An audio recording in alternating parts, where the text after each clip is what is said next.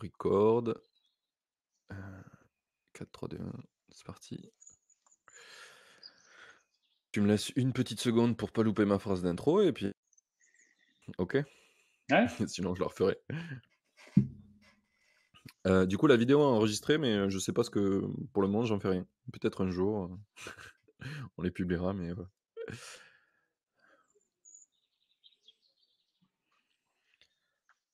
aujourd'hui, on est en présence de François-Guillaume Ribro. Alors merci, hop, ouais, tu vois, je l'ai j'ai j'ai buggé. Ça arrive une fois sur 2.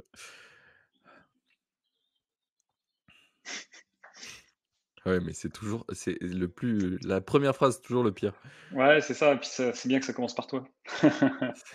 Ouais, ouais, je pense que c'est vraiment un calvaire, sinon. Aujourd'hui, on est en présence de François-Guillaume Ribro. Alors premièrement, merci d'avoir accepté mon invitation. Merci de m'avoir invité.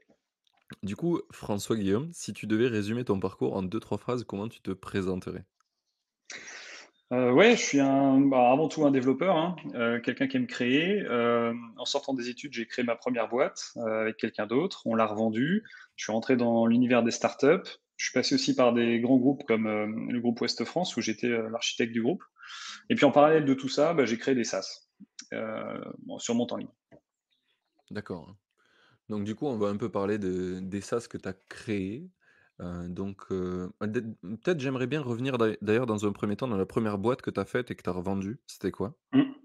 C'était, donc on était en 2012, au moment où on l'a créé et ce qu'on faisait, c'est qu'en 2012, on internet se concentrait sur, comment on parle de moi. Donc par exemple, c'était pour toutes les marques voulaient, faire d'écouter ce qui se disait sur Twitter, YouTube, Facebook et savoir, quand on parle d'eux, qu'est-ce qu'on dit d'eux et cetera.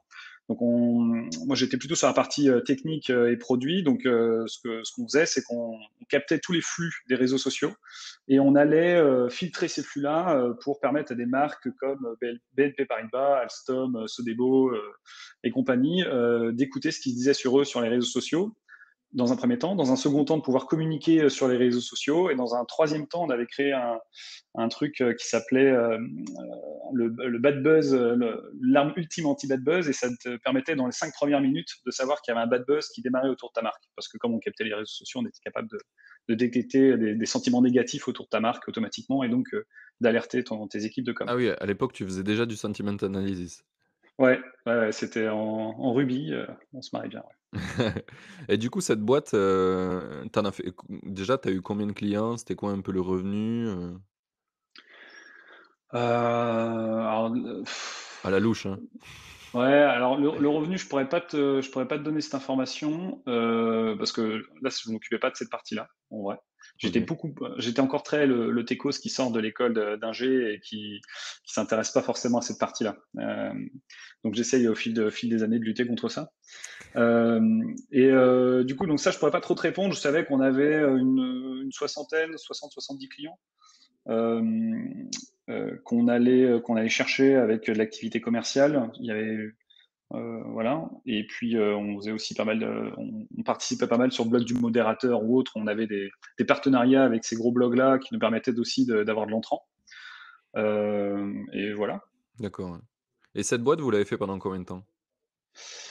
Pendant 2 ans, 2-3 ans, je crois qu'on a revendu en 2016. Ouais, je crois que c'est 2016. Ouais. D'accord, ouais. Et le montant de la revente, on peut savoir ou? Ouais, le chiffre, qui a été passé dans les journaux, c'était 750 000 €. Oui, c'est pas mal. En 2 ans. C'est un beau petit, kickstart pour faire des choses plus tard, quoi. Ouais, ouais. Alors ce qui est, petite précision, pour ceux qui écoutent là, c'est que, c'était ce qu'on appelle aussi un acqui-hire. Donc c'est, à la fois on rachète le produit, les clients, mais on rachète aussi, l'équipe technique. C'était aussi un rachat technologique. Donc c'était, la start-up à Nantes qui s'appelle, iAdvise, qui fait, du chat en ligne en fait, voilà, et qui avait besoin, d'étendre, non de pas se limiter au site internet, mais aussi pouvoir permettre aux conseillers en ligne, de Fnac, La Redoute, et cetera, Cdiscount, de communiquer aussi sur les réseaux sociaux. Et donc, du coup, ce rachat technologique permettait d'intégrer toute cette brique sociale dans le produit. D'accord, ouais. OK. Bon. Et du coup, on va pouvoir enchaîner un peu maintenant sur, les autres projets qui t'ont sur quoi tu as enchaîné une fois ce projet revendu. Tu as commencé à refaire d'autres SaaS avant de ou tu as attendu de finir pour te lancer sur d'autres projets?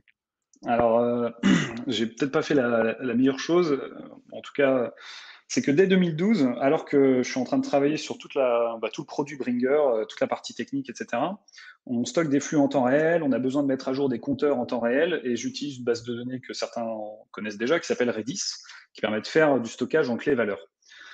Et comme tout est en mémoire, c'est extrêmement rapide. Et donc en 2012, c'est aussi l'année où je termine mon second diplôme en Irlande, bref, longue histoire. Et pour gérer ce Redis-là, pour le SaaS qu'on est en train de construire, qui s'appelait Bringer, eh bien, j'avais pas d'interface graphique en fait. J'avais pas d'interface graphique, j'avais pas d'outil qui me permettait d'administrer facilement mon Redis. Et donc, je voyais, j'ai regardé, il y avait deux, trois outils open source, mais en fait, ils étaient, alors, tu arrivais à te connecter, mais après, dès que tu avais deux, trois données qui changeaient un peu trop vite, ou si tu avais trop de données stockées dans le Redis, ça faisait cracher. C'était des trucs qui faisaient bah voilà, c'était une complexité temporelle linéaire à ceux à qui ça parlera. Donc, du coup, plus tu as de données, plus ça prend de temps à charger. Enfin voilà, rien n'était optimisé.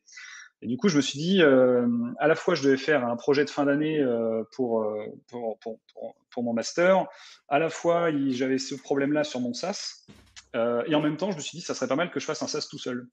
Et donc, en 2012, à la fois, je travaille sur Bringer, et en même temps, j'ai créé Redsmin, donc il y a un outil d'administration et de monitoring temps réel pour Redis. Donc, ce qui m'a permis de décrocher le titre de major au niveau de l'école, et puis en même temps de répondre à mes problématiques à moi. Donc, on parle toujours de douleur, que les SAS, ça part d'une douleur. Ben, moi, la douleur, je la sentais bien parce que j'arrivais pas à comprendre tout ce qui se passait, à débugger facilement ce qui se passait sur mes serveurs Redis. Donc, ben, j'avais cet outil-là, et donc, alors, j'ai fait plein d'erreurs sur le chemin vis-à-vis de Redspin, mais en gros, un an plus tard, je lance la commercialisation de Redspin. La première année, c'était juste, tu te crées ton compte sur le site et tu connectais tes serveurs et youpla boum, tout fonctionnait et tu avais toutes les fonctionnalités gratuitement.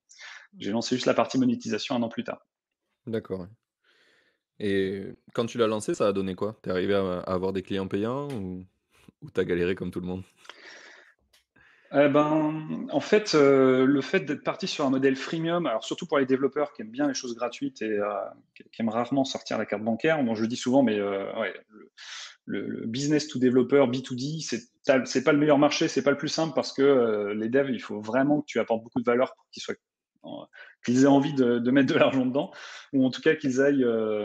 Enfin, c'est pas les décideurs, quoi. C'est beaucoup plus difficile d'atteindre les décideurs quand le produit est orienté pour les développeurs. Mais ouais, pendant un an, j'ai eu beaucoup de traction. Là, j'ai revendu, enfin on en reparlera sans doute, mais Oui. Redsmith, j'ai revendu il y a 2 semaines, avec 54 000 comptes.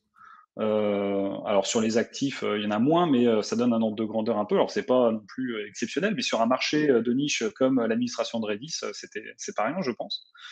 Ouais, clairement, ouais. Et donc ouais, en lançant la monétisation un an plus tard ou 2 ans plus tard, je me souviens plus. Non, c'était peut-être même 6 mois. Bon, je me souviens plus précisément. Je sais juste que j'ai attendu trop longtemps. Bon, c'était peut-être 2 ans plus tard. Hein, c'était peut-être 2 ans plus tard. Eh bien, ouais, le premier client est arrivé 2 semaines plus tard. En fait, je rajoutais des fonctionnalités et j'avais limité sur la version gratuite le nombre de serveurs connectés à deux. Donc, quand tu pouvais connecter que deux serveurs Redis. Et donc, bah, les entreprises, elles ont l'environnement de staging, de prod et de dev. Puis, elles ont peut-être plusieurs environnements de dev. Et donc, voilà, dès qu'on arrive sur ce modèle-là, ils sont passés très facilement sur du modèle payant. D'accord, oui. Ouais, c'est pas mal l'idée, c'est que forcément, vu qu'on a plusieurs environnements de travail en général, et là tu pouvais en câbler que 2 sur, 3 pour la norme, du coup ça poussait les gens, facilement à acheter, quoi. C'était quoi le pricing, Ouais. quand tu l'as lancé? Euh, ok. Le pricing, pareil. Alors, ouais, si j'ai fait le premier plan. Le premier plan était à 4 euros par mois pour pouvoir connecter 3 serveurs. Puis après, ça montait à 18, 19 euros par mois. Et puis après, il y avait 49. Et je crois que ça s'arrêtait là. Et Et donc sur ce premier pricing, en fait, bon, bah, ça, j'ai appris ça 2-3 ans plus tard. Je me suis aperçu qu'en fait, les gens qui prenaient ça, ils me généraient beaucoup de support. C'est un peu genre le profil chiant. Ils payent pas beaucoup et en plus, ils te génèrent beaucoup de support. Ça te bouffe du temps et c'est pas très agréable, quoi. Donc ce que j'ai fait, au fil des années, c'est que j'ai dégagé ce tout petit plan et le premier plan était à 19,90, puis après tu montais, plutôt à 29, 39 et puis c'était, très, très fin comme grille et en fait, les gens sont passés directement à 19, sans problème et on en reparlera sans doute peut-être après, mais dans les SaaS suivants, en fait, je démarre même pas à 19. Là, ImageSharp, le premier plan, il commence à 49 €, puis on verra que c'est pas du tout le même périmètre. Mais en fait, c'est beaucoup plus intéressant. Je trouve que c'est beaucoup plus intéressant ce modèle-là parce que si les gens sont prêts à payer 49 € par mois, c'est vraiment que tu apportes, de la valeur. Leurs questions vont être beaucoup plus précises et ça va pas être juste les gens qui veulent juste tester puis repartir, etc. C'est des gens qui veulent vraiment C'est utiliser engageant, ton service. Ouais, exactement. Et donc, ouais, ça, je pense que c'est aussi une erreur d'avoir fait un plan à 5 €. Alors après, ça dépend du marché, hein, mais là, dans le cas présent, c'était pas pertinent. OK et du coup, tous les gens que tu as fait payer au début, 5 €, tu les as fait passer au plan à 19? Tu leur as dit: «Maintenant le plan c'est 19» ou tu les as laissés? Hem Parce que ça, c'est une vraie question souvent quand on veut augmenter des prix, on se dit: «Ah ouais, mais on peut pas, les gens ont signé pour un truc». Ouais, totalement. Alors on voit bien que tous ne le font pas, hein, que quand c'était, Mailchimp, SendGrid et puis, j'en ai un autre encore en tête où ils ont augmenté leur prix. Ils ont dit: «Bon, bah, voilà, vous augmentez ou vous partez». Bon, OK. Mais là, dans le cas présent, je crois que, alors j'ai supprimé ce plan-là du site et j'ai peut-être dû garder, je pense que je les ai gardés, ceux qui étaient à 5 €. Je pense que je les ai gardés, mais il y avait un attrait supplémentaire à passer à 19 € dont je me souviens pas et du coup, beaucoup sont passés en fait sur le plan à 19. Ah d'accord, oui, J'ai pas eu besoin de forcer la main, quoi. j'ai vu cette stratégie chez d'autres SaaS où en fait, ils ont éliminé un ancien plan qui était pas cher et dans le nouveau pour faire migrer, ils disent: «Bah, en fait, ces features-là, ils sont que dans le nouveau» et comme ça, Mmh, bah, ton plan, il sert plus à rien, le 4 € quoi. Tu es là: «Ah merde». mais totalement, OK, et du totalement. coup, bah, on va finir sur comment tu le dis? Attends parce que je Ouais, c'est Redsmin. Redsmin, Ouais, ouais. Et ouais. c'est Redmine, c'est un autre projet d'ailleurs, ça a rien à voir. Ouais, exactement, ouais. Ouais, Au début, j'ai cru que c'était ça, je me suis dit: «Waouh, le mec a fait un» parce que je connaissais ça depuis super longtemps, ouais. mais l'autre, je l'ai aussi, connu donc du coup, pour finir sur ça, tu bossé combien de temps sur ce projet? Tu l'as vendu là, cette année? Tu as commencé en 2000, quoi 15? 2012? 2012? Ah ouais, beaucoup plus tôt encore, ouais et Ouais, bah, en même temps que Bringer, ouais et alors, c'est assez intéressant parce que, tu vois, alors c'est bon, j'ai l'info, la monétisation, je l'ai lancée en mai 2018. d'accord, ouais. Ah oui, wow, plus que 2 ans après Ouais, ouais, plus que 2 ans après et du coup, ça veut dire que non, en fait, c'est tu payé pour mes l'utilisation des gens? C'est toi qui a financé, l'utilisation des gens finalement? Parce que ça a des coûts serveurs quand même? ouais, mon graphique était pas bon, c'était bien 2016, le début de la monétisation, mais tu vois, j'ai attendu quand même, 2 ans 4 ans pour lancer la monétisation parce qu'en fait, je savais pas faire ça et c'était un blocage, j'avais un blocage psychologique en me disant: «Non, mais la monétisation, accepter un paiement par carte bancaire, ça doit être super complexe et tout» et je suis tombé sur Stripe. Depuis, je suis fou amoureux de Stripe, Ah bah c'est le oui, service le meilleur au monde clairement. et Tu es heureux de leur donner et deux donc pour cent de ta ah mais totalement, quand ils veulent et ouais, quand je suis tombé sur Stripe, je me souviens, je me suis fait violence un week-end, juste pour pouvoir implémenter ce système de paiement et je me suis fait violence pour aller à la doc parce que ça m'intéressait pas de savoir comment gérer une carte bancaire, ce qui est totalement, délirant quand on veut être indie hacker et faire ses propres SaaS et en fait, c'était pas si compliqué que ça et donc voilà, le palier a été passé. Et après sur le temps d'investissement, ben, c'est le soir et les week-ends. Alors après maintenant, c'est plus les week-ends. Ça a rapidement été plus les week-ends, mais ça a été juste le soir, et en fait, ouais, à raison de 2 ou 3 heures par soir, plusieurs jours par semaine, ça s'accumule vite, quoi. OK. Donc Et du coup, un des trucs que j'ai trouvé intéressant il y a pas longtemps que tu as partagé justement ce que tu viens de revendre, le projet, c'est, que ça fait un moment que tu avais envie de le revendre Mais c'est arrivé vraiment que quand tu t'en es, que tu t'en es focus comme si c'était un job de le vendre finalement? OK. Bah, exactement, ouais. J'en parlais autour de moi en disant, «Ça serait vraiment bien que je le vende là». En fait, ce que je voyais, c'est que j'arrivais, il y a la fameuse courbe de, la courbe de, pas d'apprentissage, mais de maturité technologique, Ouais, où on voit qu'on a dans un premier temps les early adopters, et cetera. Et là, en fait, je voyais que j'arrivais sur la fin de cette courbe-là, en fait. Et alors, je sais plus si c'est la courbe de maturité technologique ou la courbe vache à lait, mais où il y a la vache à lait dedans. Mais voilà, en gros, j'arrivais sur la fin de cette courbe-là. J'étais déjà dans le début de la chute. Je le voyais en fait, l'intérêt autour de Redis diminuer. Alors, il diminue pas intégralement, hein, mais c'est juste que par rapport à tout ce que je pouvais faire, les nouveaux clients n'arrivaient pas aussi facilement qu'avant, de manière totalement automatique en fait.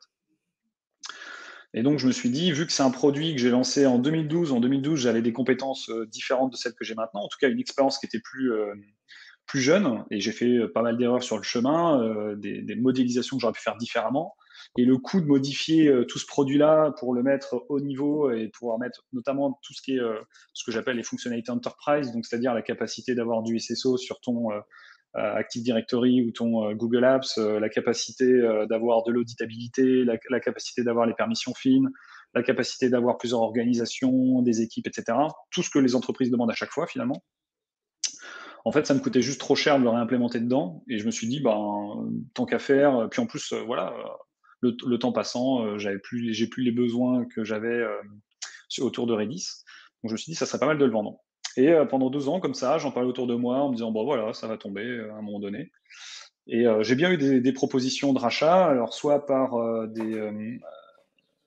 ne vais pas le dire le leader parce que sinon ça voudrait dire on sait déjà qui c'est, mais on va dire maintenant je l'ai dit, donc le leader de, d'hébergement de Redis, et puis aussi d'autres concurrents de ce leader-là sur l'hébergement de Redis qui étaient aussi intéressés par l'outil. Donc on a eu des discussions plus ou moins avancées.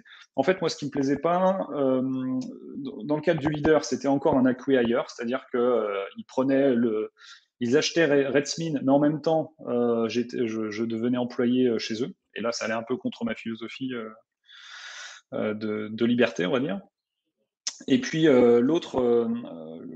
dans l'autre entreprise qui faisait aussi l'hébergement de Redis, eux, ce qui les intéressait plutôt, c'était de faire du 50-50, tu vois, prise de participation, mais en même temps, je continue à maintenir le service, etc. Parce que c'était une petite structure et voilà.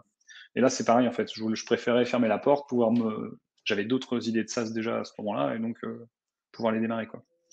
Donc pendant 2 ans, c'est resté comme ça en flottement. Et puis au bout d'un moment, je me suis dit bon bah le- la valeur du SaaS en baisse de mois en mois, en tout cas d'année en année.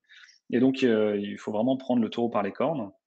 Et c'est là où je me suis vraiment lancé dans la revente du SaaS et comment on s'y prend, etc. OK. Et tu peux nous en dire un peu plus sur comment tu as fait pour arriver à le revendre? Puisque quand tu t'y es mis vraiment, tu as mis combien de temps pour le vendre? 3 mois. 3 mois, ouais. 3 mois. Et alors j'ai fait un article de blog là, qui résume les 14 étapes sur mon blog là, blog.fgribo.com. Ça sera dans la Je description me du permets de faire podcast. ouais, paf, voilà. Mais voilà, en gros, une fois que j'ai passé l'étape attendre un miracle, je suis passé à l'étape bon ben je me prends en main. Donc l'idée ça a été d'identifier des plateformes de mise en relation entre des acheteurs et des vendeurs de SaaS, et voire de side project. Et là-dessus, en fait, il y a pas mal de marketplaces. Alors, il y a Indie Maker, il y a Micro Acquire aussi. C'est 2 plateformes moi que j'ai Ouais. utilisées, que j'ai testé. J'en ai testé d'autres, mais en fait, ça marchait pas, donc j'en ai même pas parlé dans l'article de blog, pardon. Et donc j'ai soumis, j'ai créé une fiche pour dire, bah voilà, Redmine, je le vends tant de centaines de milliers d'euros, de dollars d'ailleurs, parce que ces plateformes-là, c'était en dollars. Oui, il y a aucune Et bah, plateforme, je me suis dit, bon, européenne, je crois, qui font bon, ça. alors j'ai quelqu'un qui m'a contacté suite à un article de blog parce qu'il y a une plateforme française, mais j'ai perdu son nom. Je suis désolé pour lui, Ah, je crois mais qu'il m'a ouais. contacté aujourd'hui, c'est celui qui fait Dot Market, c'est ça? Oui, c'est ça. Ouais, exactement. Allez hop, name Voilà. dropping. Ben, parfait. Et donc il y avait cette plateforme-là aussi apparemment. Et bon voilà. En tout cas, j'ai créé la fiche pour être 1000, j'ai mis dessus ouais, peut-être, donc 12 jours plus tard, dans le cas de Indie Maker et pour Micro Acquire, c'était 5 jours plus tard, j'ai commencé à recevoir les premières prises de contact. Donc une prise de contact, hein, c'est simplement quelqu'un qui souhaite en savoir plus d'avoir accès à plus de documents, plus de données finalement sur le dossier de vente. Et donc là, il faut avoir préparé un dossier de vente, donc avec c'est quoi le MRR sur les 6 derniers mois, c'est quoi le CA, c'est quoi les coûts fixes, les coûts variables, combien de clients, quel taux de churn, etc. D'accord, ouais. Euh, donc tout ça, j'avais construit un petit dossier, donc j'en parle dans l'article avec tous les trucs que j'avais mis dedans. C'est des données que Et tu sur suivais ces déjà ou tu as dû, les mettre en place pour la vente? Alors il y a des données que je suivais déjà.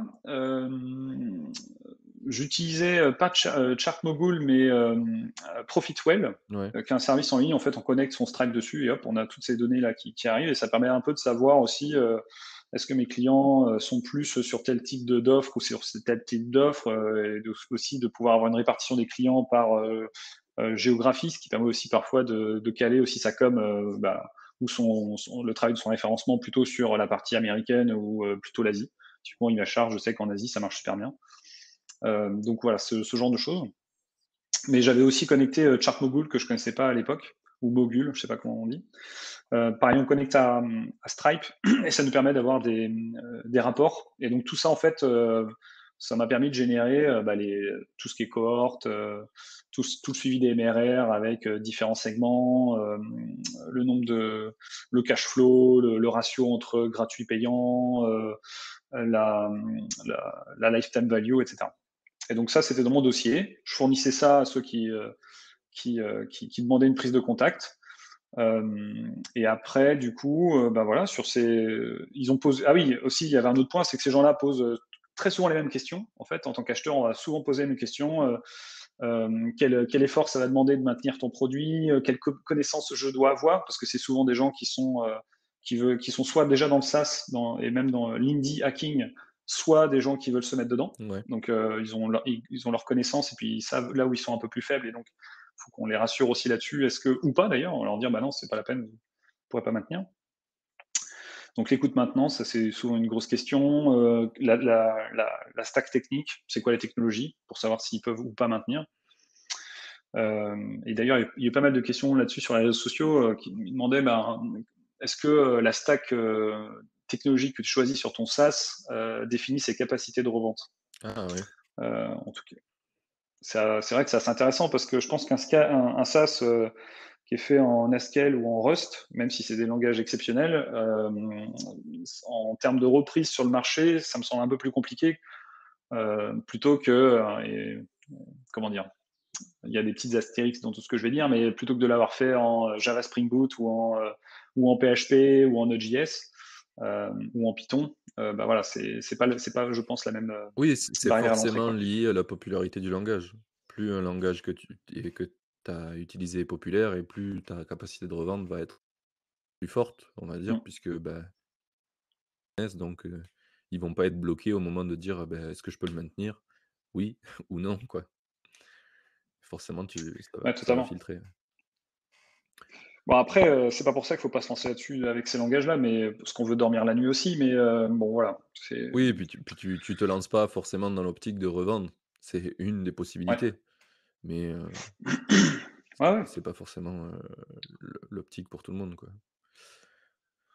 Et puis voilà, sur la suite de la revente, sur 28 prises de contact, il y a eu 5 propositions chiffrées. Sur ces 5 propositions, il y en a qui me convenaient pas parce que moi, ce que je voulais, c'était une vente intégralement en cash. Je voulais que le service soit maintenu pour les clients et bien entendu que le montant corresponde à mes attentes. Et il y avait des propositions du genre prise de participation, acquis ailleurs, etc. Donc voilà, m'intéressait Tout pas. ça tu droppé, ouais. Euh, voilà, exactement. Et donc, sur les 5, finalement, j'en ai eu 2, je crois, 2 où on est allé plus loin, en fait. Et sur les 2, il y en a un avec qui j'ai continué. Donc, c'est là où on signe la fameuse lettre d'intention d'achat.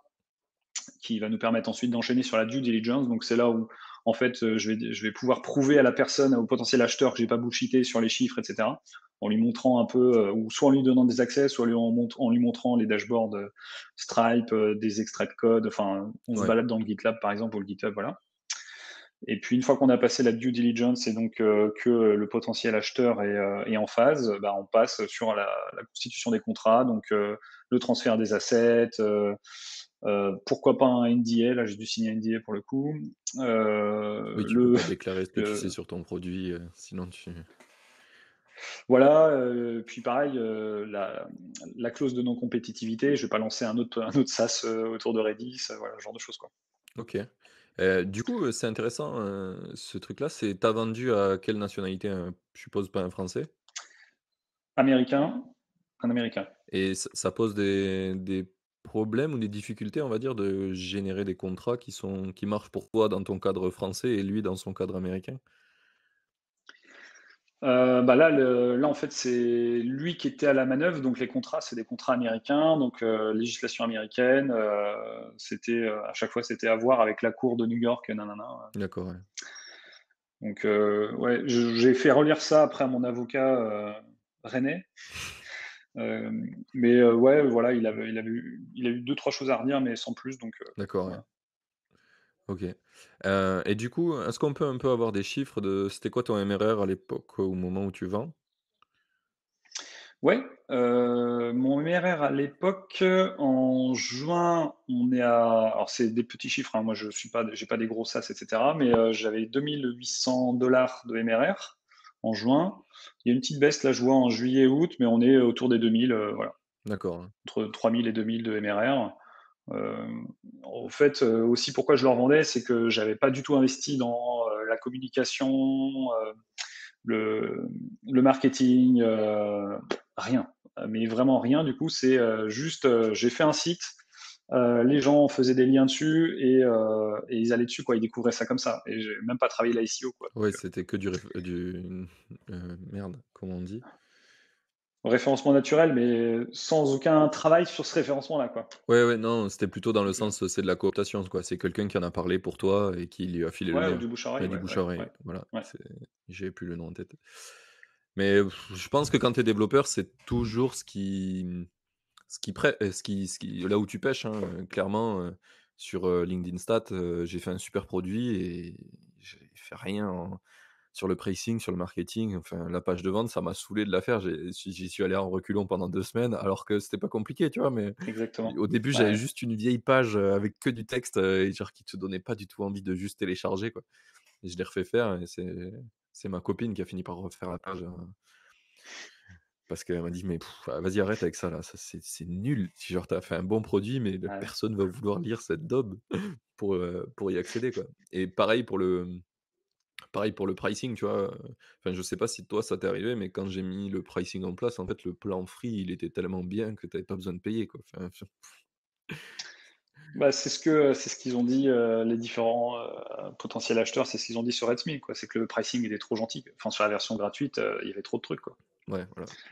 C'est Tu pouvais créer des alertes illimitées, sur tes serveurs Redis, tu avais le monitoring aussi bien que dans toutes les autres, offres,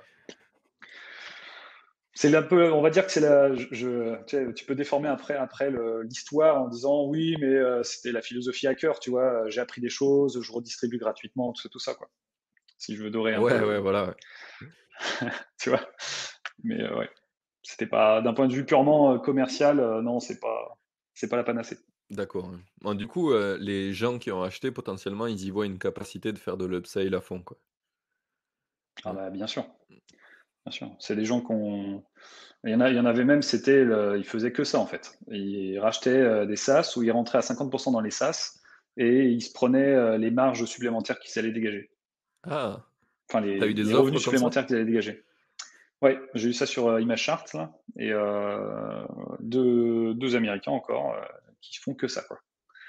Et je comprends parce qu'on est plein de techos à vouloir résoudre des problèmes, on les résout avec, technologiquement, voire parfois avec, de l'usage, mais on n'arrive pas à transmettre ça, à faire connaître ça au plus grand nombre et cetera, voire même à mieux se positionner sur notre discours et donc bah, il y en a qui en profitent, c'est normal. Ah mais clairement, mais c'est la discussion que j'ai eue avec, Pierre, le CEO de Flat, là, l'épisode qui vient de sortir, cette semaine. Pendant super longtemps, ils ont fait payer leurs produits pas assez et le freemium était trop sympa et en fait, ils perdaient de l'argent à un point où ils ont failli, arrêter, la boîte parce que juste parce qu'ils avaient peur de demander de l'argent aux gens, quoi. Alors que les gens étaient prêts à payer, quoi. Ils ont Ouais. augmenté l'acquisition, tout pareil, C'est fou ça, qu'on ait cette déformation en tant que tech. On peut faire des super trucs, mais quand il faut aller chercher juste dire aux gens: «Ouais, tu vas payer pour», on est là: «Hop, Mmh. allez, à la semaine prochaine». C'est assez rigolo, ouais. Et du coup sur l'acquisition, tu en as parlé publiquement du prix ou tu peux pas?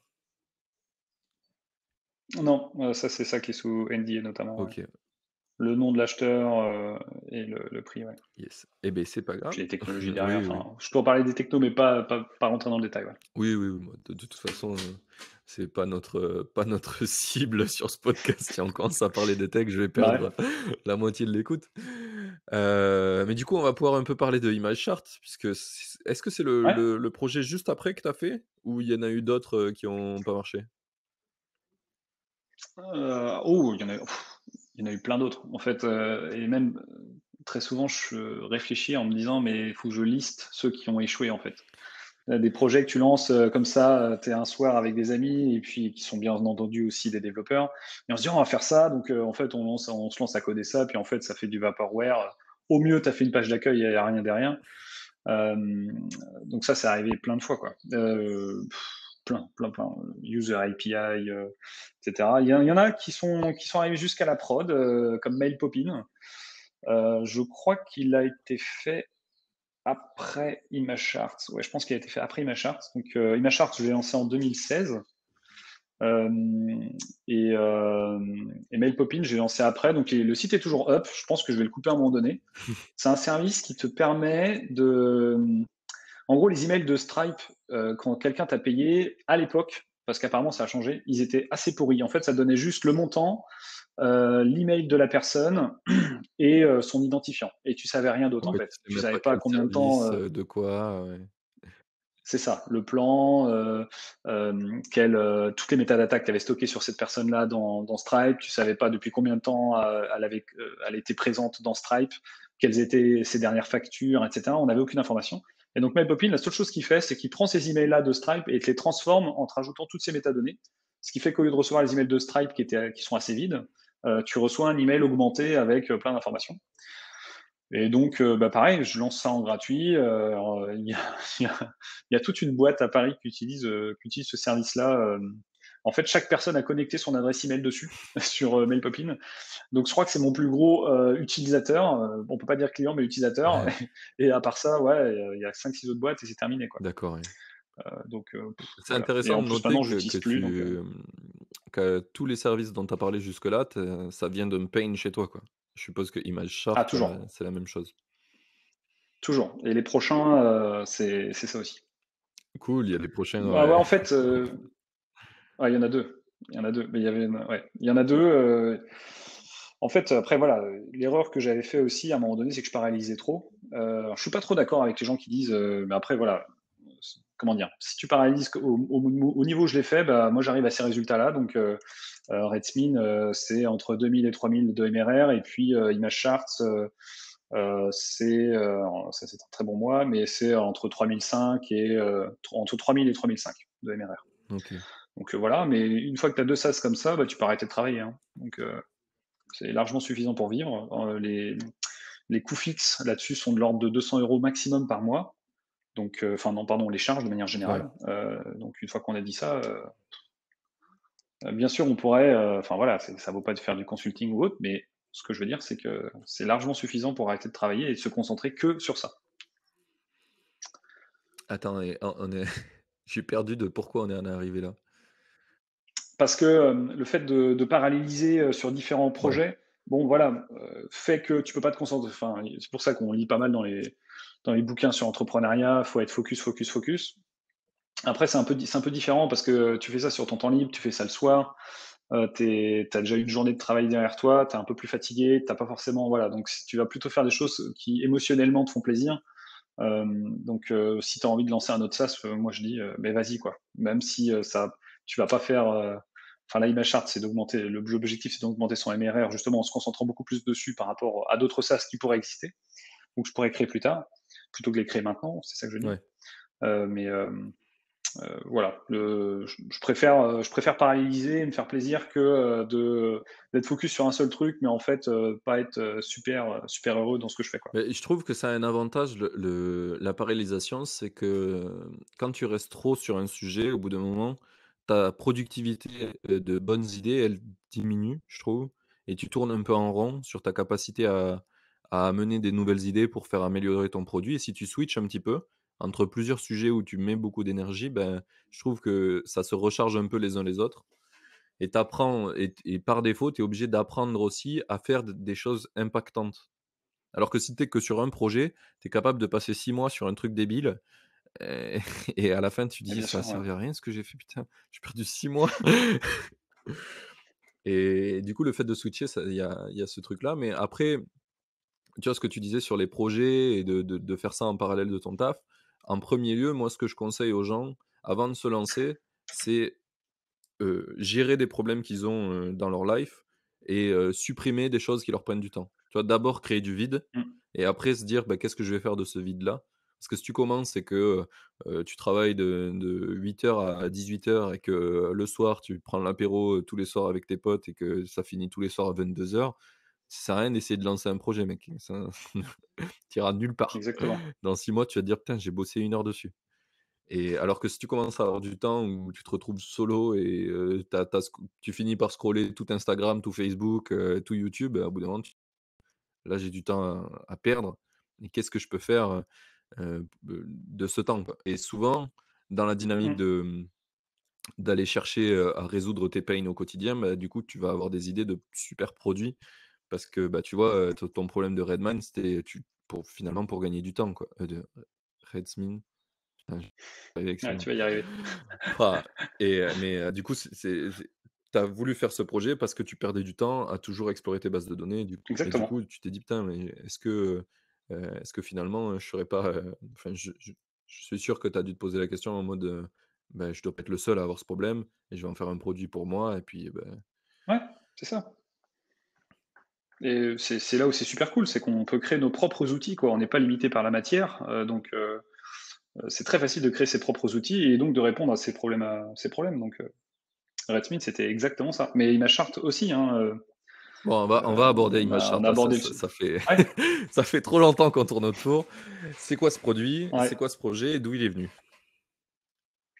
Eh bien, je travaillais sur Redsmin à ce moment-là et je travaillais sur le système d'alerting. Ce que je voulais, c'était, permettre, aux clients et aux utilisateurs de Redsmin de mettre des alertes sur leur serveur Redis. Donc par exemple, si, la quantité de RAM utilisée dépasse, 2 gigas ou si l'usage CPU dépasse X ou si, des informations beaucoup plus bas niveau, enfin qui sont internes à Redis du genre, le lag de réplication avec, un leader, parce que c'est un l'instance qu'on écoute est un follower ou ce genre de choses. Tout On ça, a je voulais perdu per 3 je voulais quarts per des gens sur cette explication. ah ouais, Non, mais d'accord. c'est pas grave. Bon, en gros, des Des détails alertes, ouais. techniques, voilà, des alertes, autour des serveurs Redis. Et je voulais envoyer un email et dans cet email-là, en fait, ce que j'avais l'habitude de voir, donc là, on est en 2016, c'était, simplement, du texte pour te dire, en fait, il y a tel, seuil qui a été dépassé, et avec un bouton, un call to action, bah, connecte-toi au dashboard, quoi. Et je me disais: «Non, ça serait quand même pas mal de, à l'intérieur de cet email, d'afficher un graphique qui te montre, l'évolution de la donnée, une ligne horizontale, pour te montrer le seuil et pour que tu puisses comprendre, en fait. Qu'est-ce Est-ce qui que s'est c'est quelque passé, ouais? chose, voilà, c'est ça. Est-ce que, ça c'est une donnée qui bouge, qui fait pas mal d'allers-retours, qui fait du yo-yo ou est-ce que c'est vraiment quelque chose qui monte au fil du temps et cetera? Parce que ça donne déjà beaucoup d'informations et tu vas peut-être pas te connecter tu peut-être pas besoin de te connecter à Redsmin, en fait. Tu as peut-être besoin juste d'aller, faire autre chose à ce moment-là C'est rigolo. et donc on en arrive au sujet Tu de ouais, tu, tu abordes un point finalement que j'ai en vécu en ce moment toutes les semaines. J'ai un hébergeur qui s'appelle Digital Ocean, et j'ai mis des alertes dessus, ouais. et je reçois des vieux textes tout pourris. Il y a même pas de call to action. Pour eux, ils ont vraiment, ils ont bâclé la feature, et du coup, à chaque fois, je les reçois et je les ouvre jamais du coup maintenant. Si vraiment j'ai Ah pas ouais. reçu au bout de 3 heures le truc qui dit: «Ça s'est rétabli», je vais voir, tu vois? Mais Sinon, ils sont tellement nuls ces emails, mais ouais, ouais, je comprends terriblement ce point. Voilà, on a comme tu le disais, il faut être créatif et donc en implémentant cette fonctionnalité, je me suis dit: «Mais qu'est-ce que je peux apporter, de plus?» En tout cas, moi en tant qu'utilisateur, qu'est-ce que je voudrais avoir que je ne trouve pas ailleurs? Voilà et donc voilà, j'arrive au sujet de: «OK, il faut que je mette un graphique dans un email». Donc ça peut paraître tout bête ce truc-là. Hem, il s'avère que je connaissais un service de Google qui était gratuit, qui s'appelait Google Image Charts et ce qui était, très intelligent de la part de l'équipe derrière, chez Google sur ce sujet-là, c'était que tu passais l'intégralité des paramètres de ton graphique, donc les données, le titre, les couleurs, comment afficher les axes et cetera, dans l'URL.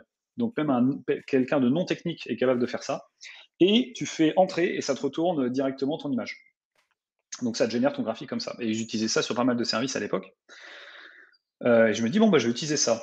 Donc, comme d'hab, hein, on est un soir après le boulot, il doit être 22:00 et et donc, je me connecte, je vais sur le site de Google Image Charts et là, je m'aperçois qu'en fait, il est deprecated. C'est-à-dire que Google annonce, comme d'habitude, qu'ils vont tuer un autre de leurs services parce que Google avait oublié de gagner de l'argent sur celui-là, donc ils n'avaient pas de business model derrière, et donc je pense que c'était quand même pas mal utilisé.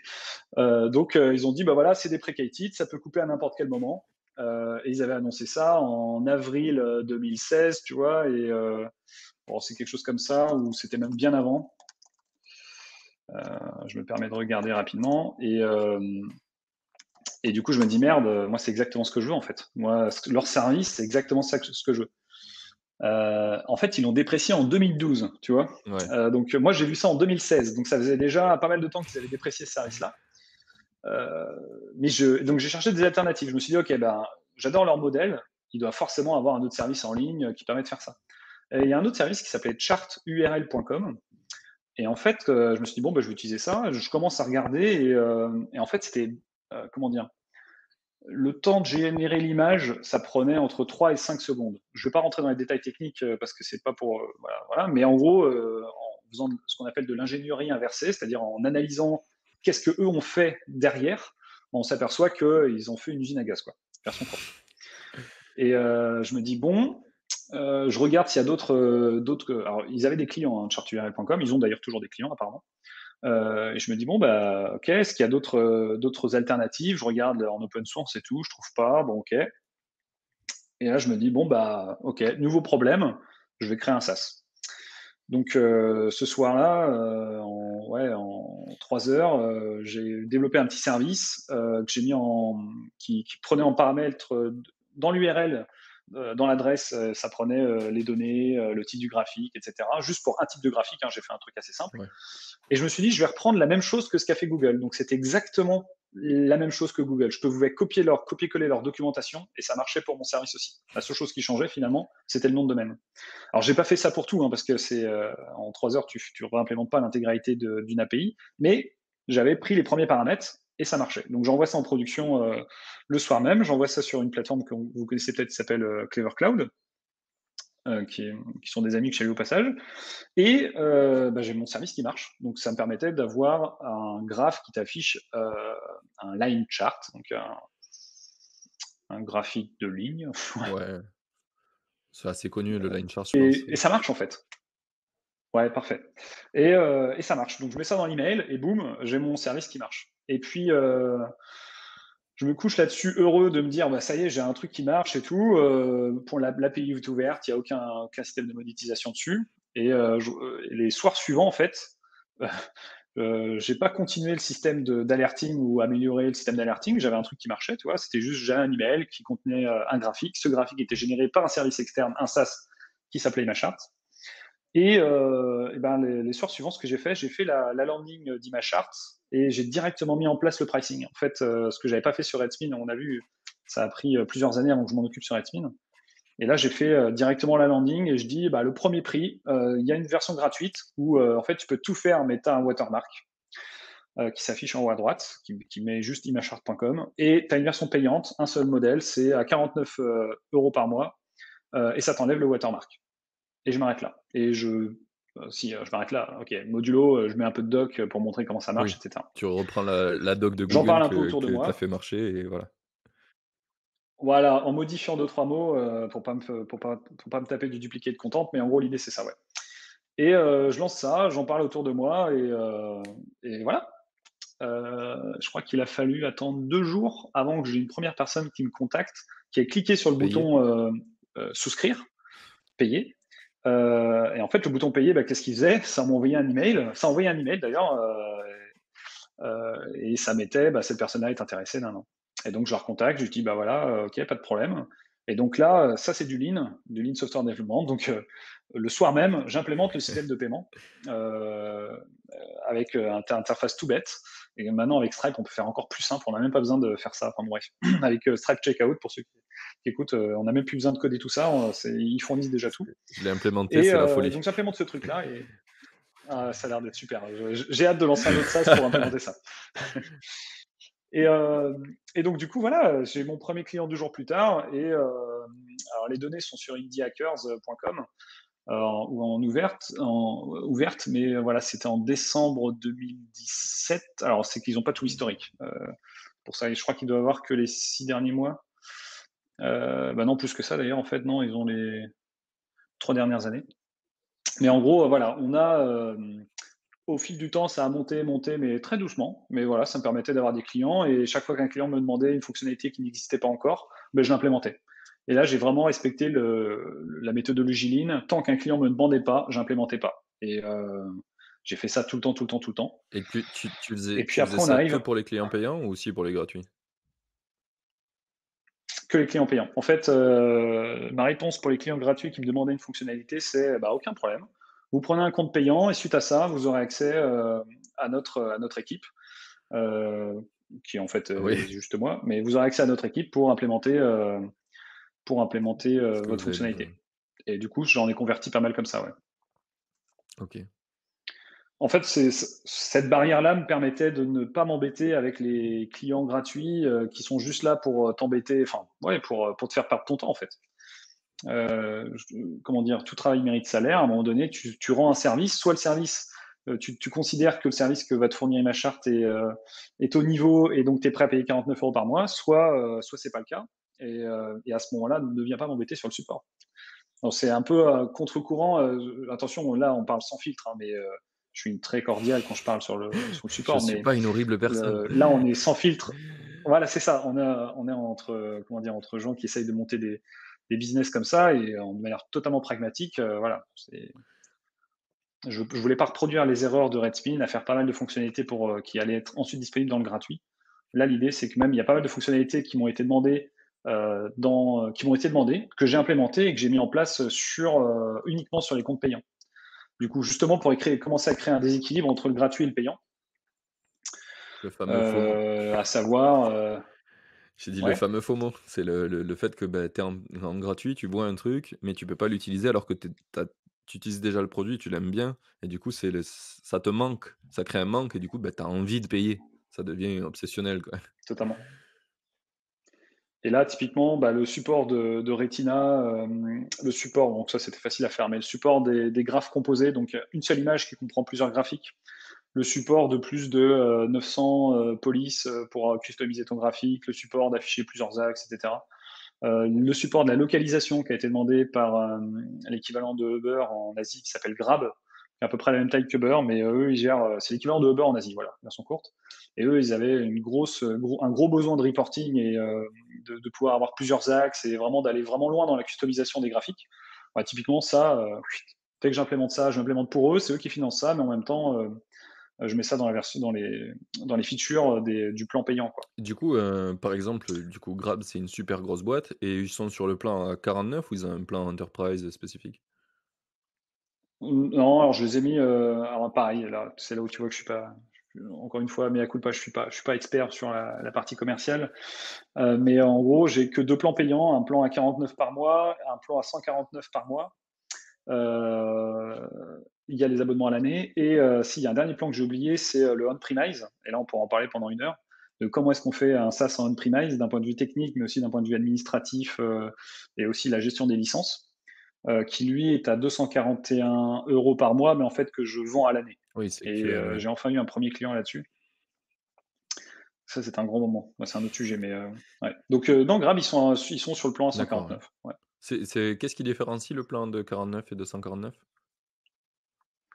Le 49, tu enlèves juste le watermark et tu as accès au support de manière prioritaire, tu as accès à la roadmap de manière prioritaire. Donc c'est Ouais. là où justement tu vas pouvoir demander les fonctionnalités qui t'intéressent.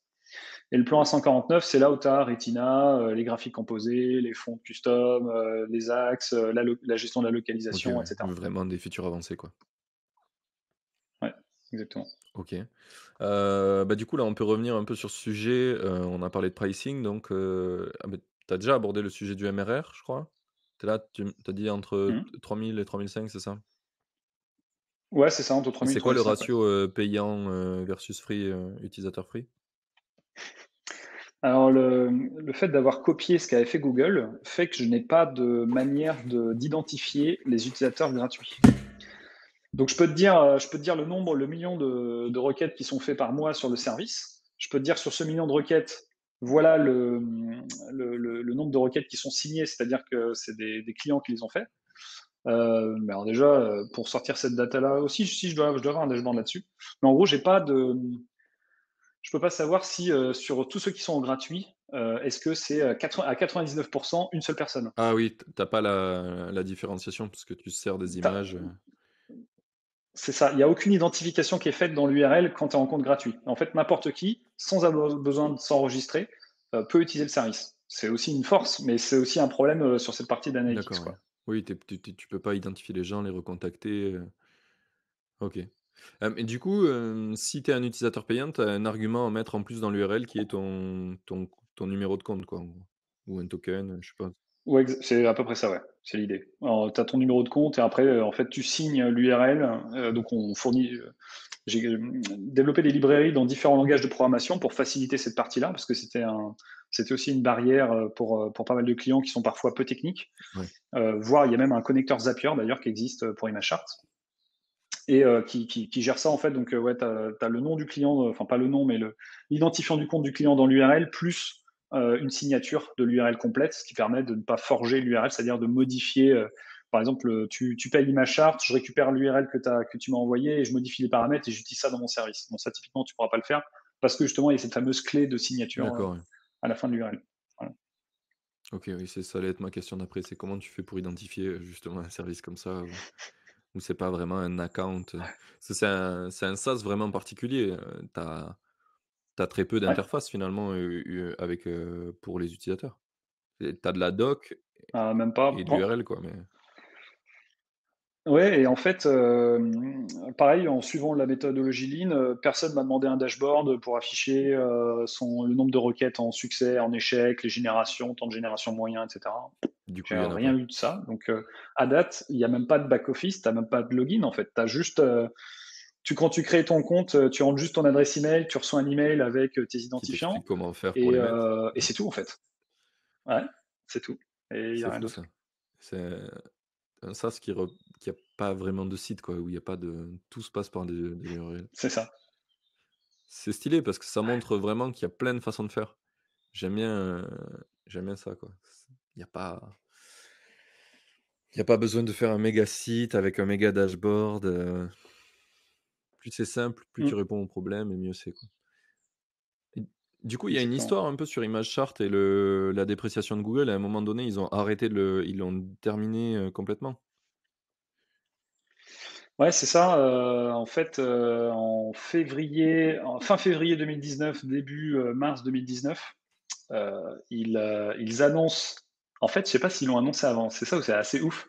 Mais d'un seul coup, je vois, ouais, je sais pas, j'ai pas fait d'article de blog d'ailleurs, c'est un truc que j'ai en to do depuis un petit moment, donc c'est là où j'aurais dû faire un article là-dessus et en profiter, mais bon, bref.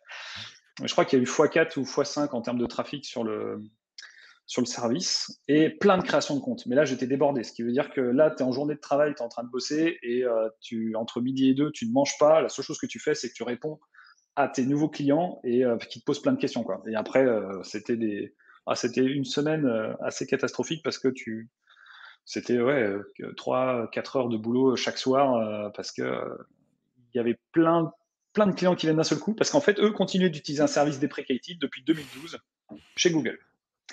Et donc, j'ai fait sur le MRR, je suis passé à ce moment-là, j'étais à $823 de MRR en février et je suis passé d'un seul coup à 2 900 $. Donc ça veut dire aussi que depuis mars 2019, c'est là où on voit que je fais pas du tout de travail sur la partie market, bah, je suis juste passé, tu vois, entre 3 000 et 3 500, alors qu'en mars 2019, j'étais déjà passé à 2 900 $. Donc j'ai pas fait beaucoup de progression là-dessus. C'est pour ça que je vais me concentrer là-dessus et vraiment m'améliorer là-dessus. Mais voilà, c'est là où il y a une grosse explosion et bah, j'ai raflé, Microsoft, Spotify, Dropbox, heu, Ah oui, tu as des gros clients en après plus. ouais, exactement, parce qu'eux, en interne, Magento aussi, juste le projet open source qui a passé, l'un de ses composants de dashboard, qui s'appuyait sur Google Image Chart, ils l'ont passé sur ImageChart. Il y a eu du Salesforce aussi, Suleka que je connaissais pas, mais apparemment que c'est comme une grosse boîte en Asie. Et, et voilà, du coup, ça a été une expérience assez particulière parce que, ben, et Grab, c'est là, je crois que Grab est arrivé à ce moment-là. Et c'est là où ces gens-là, ils ont des requirements qui sont un peu différents de ce qu'on a l'habitude d'avoir. Et donc, bah, fallait adapter les réponses en fonction Mais ce qui est ouf, de c'est leurs que demandes, toutes quoi. ces boîtes quand le service s'est arrêté, tu leur as sauvé la life, en fait. C'est clairement, ils étaient Ouais. partis pour un gros problème, quoi. Bah, ouais, ouais, je pense que leurs outils, en tout cas, si c'est pas pour leurs clients, en tout cas, leurs outils internes ne devaient plus très bien fonctionner, ouais. Toute la partie reporting. C'est ouf ça, de s'être appuyé sur ce truc-là et c'est une un hasard un peu parce que je suppose que tu as pas vraiment, prémédité le fait que le service se déprécie et que tout le monde vienne chez toi?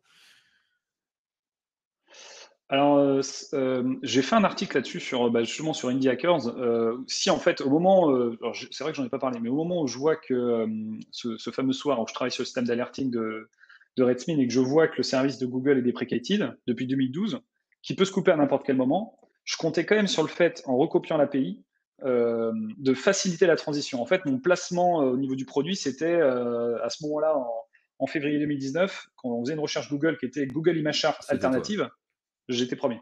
Voilà, et ça, je le suivais quand même. Et c'était vraiment, d'ailleurs, je l'ai toujours sur la landing en argument de vente, qui maintenant, je pense, n'est plus valide parce que tous ceux qui devaient migrer seront migrés, donc il faut que je change ça. Euh, mais initialement, c'était ça, ouais.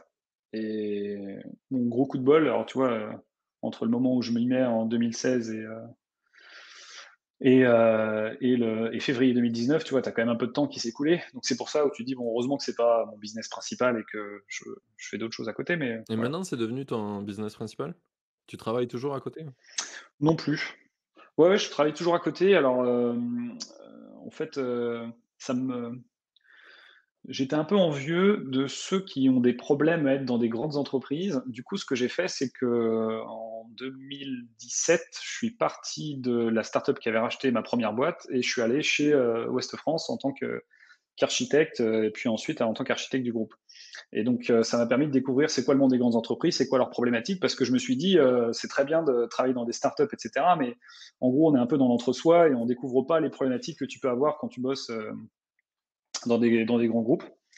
Et bah, du coup, cette expérience-là m'a permis aussi de définir 2-3 trucs sur les prochains Mmh, SaaS, quoi. je comprends, oui. Et maintenant, maintenant, je fais plutôt, là, je fais plutôt du freelance et du conseil, en fait. Je J'accompagne des boîtes, soit pour se lancer alors à différents étages, soit il y a des boîtes qui ont un SaaS, mais ils n'arrivent pas à le mettre en multi-tenant. C'est-à-dire qu'à chaque fois que, alors ça, c'est un pattern que je vois, énormément et donc je c'est toujours les mêmes réponses. Bon, c'est la bonne nouvelle, c'est facile de mon côté. En gros, ça consiste à, la boîte, s'est construite au fil des clients et à chaque nouveau client, ils déploient une nouvelle version de leur applicatif ou ils déploient un nouvel applicatif. Du coup, ils pérennisent Ils pas, font du custom à chaque l'investissement client, quoi. technique. Alors et ça, c'est un deuxième sujet, c'est qu'après ils ont fait du développement custom. Et du coup, là-dessus, ben, moi, j'applique la même méthodologie depuis des années parce que on parlait de tout ça. Je faisais du conseil depuis 2014. Et donc, j'applique toujours la même méthodologie sur les boîtes que je suis pour justement leur permettre de se transformer et d'arrêter de déployer, on va dire, un applicatif pour chaque client, mais plutôt d'avoir qu'un seul applicatif et avoir les bons niveaux d'abstraction pour gérer tous ces clients au sein de cet applicatif-là et de gérer les fameuses demandes de développement custom qu'on peut gérer de manière totalement abstraite et ça marche très bien. Donc ça, c'est ce que je fais en ce moment, en plus d'écrire un bouquin sur tout ce que j'aurais voulu savoir depuis 2012. Voilà, je mets tout ça dans ce bouquin-là, et notamment ce dont on vient de parler. OK, ouais. Alors attends, donc là, on a parlé de ça. On va reprendre un peu mes questions parce que le temps file. Hem, donc là, tu es pas à plein temps là sur tes projets, tu restes toujours, en side. C'est un de tes objectifs ou tu veux continuer de toujours avoir un truc à côté, un taf? C'est quoi tes objectifs avec tes projets là? Non, ouais, alors, moi, mon premier objectif, à 18 ans, je me suis dit qu'à 25 ans, je devais, toucher 1 million, et mon deuxième objectif de vie, c'était d'avoir suffisamment d'argent pour ne plus avoir à m'en soucier, c'est-à-dire,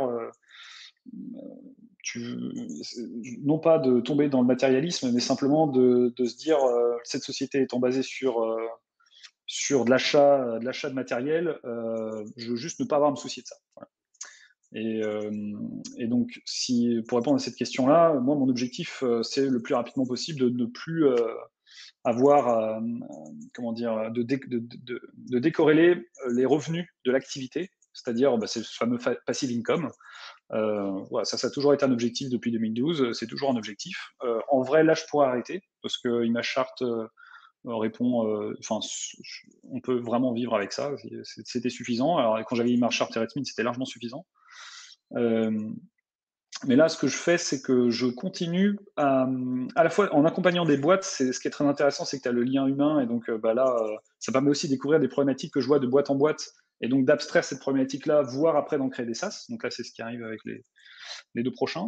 Parce qu'en fait, on voit qu'il y a des patterns récurrents qui ne sont toujours pas résolus, donc ça génère de la douleur. Tu ressens cette douleur-là quand tu interviens auprès de ces boîtes-là. Du coup, tu dis, bon, bah, je vais le résoudre. Et puis, en plus, tu as déjà tes contacts. Finalement, les gens chez qui tu es intervenu, c'est déjà tes clients, finalement. Ouais, Les oui, futurs clients de ton tu SaaS. déjà Donc, en contact avec eux. voilà. Je suis plutôt d'accord, et ce que je trouve intéressant dans ta démarche, ce que tu dis que tu es en contact avec des clients, des gros groupes et cetera et que ça t'a beaucoup apporté. Je trouve que c'est quelque chose qu'on perd quand tu es, indépendant et que tu es indie hacker quoi, ta vie, ça devient un Mm, peu de hacker le système, de trouver des bons produits, des trucs qui sont nichés comme toi pour résoudre tes problématiques, et tu oublies souvent qu'en fait, des problèmes très simples, il y a plein de gens, même si les produits existent parce qu'ils les ont pas touchés, ben pour eux, c'est un gros problème. Et une des idées que je veux faire en ce moment que je suis sûr qui peut marcher de dingue, c'est, tout simplement, donc l'outil que j'ai, LinkedIn Stats, c'est pour calculer tes stats sur tes posts LinkedIn pour faire du social selling. C'est des problématiques qui étaient pas résolues, et encore dans ça, plus bas, il y a, des conseils qui sont donnés par des gens qui font du social selling qui est, fais publie des PDF sur LinkedIn parce que ça augmente le temps de lecture et du coup ça augmente ta viralité. Et ce truc-là, mm, ben, en fait, on te donne le conseil et il y a aucun produit spécialisé pour faire des PDF pour LinkedIn. Et en vrai, faire des PDF, c'est chiant, et faire des PDF pour LinkedIn, quand tu sais faire des PDF, c'est encore plus chiant. Et du coup, je me suis dit: «Mais en fait, c'est en vrai, c'est pas un produit difficile à faire des PDF, juste spécialisé pour LinkedIn».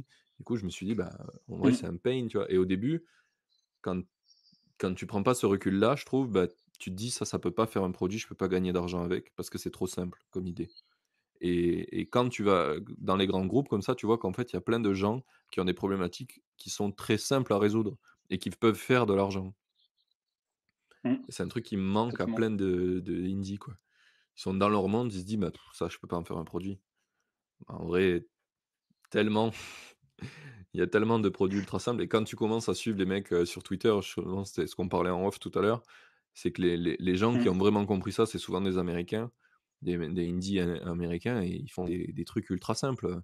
En ce moment, il y a plein de services qui pop pour faire du analytics, et analytics, tout le monde connaît un mm, produit, c'est Google Analytics, il est gratuit, et la problématique est super mal résolue avec ce produit pour la plupart des mecs, et du coup, il y a une flopée d'outils d'analytics qui est sortie là, qui sont tous payants de 6 à 29 balles par mois, je crois, et en fait, ils sont trop bien, et même moi, tu vois, qui suis indie, bah, finalement, j'ai fini par en payer un parce que Google, ça résolut c'était vraiment pas la bonne, manière de résoudre le problème pour moi, quoi.